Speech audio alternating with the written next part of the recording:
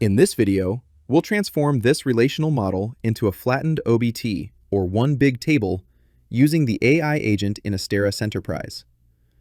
Here, sales transaction sits at the center, connected to multiple related entities. In the AI agent chat, we enter merge all related tables into sales transaction to create one flattened table. The agent analyzes the defined relationships, follows the foreign key paths, and generates the unified structure automatically.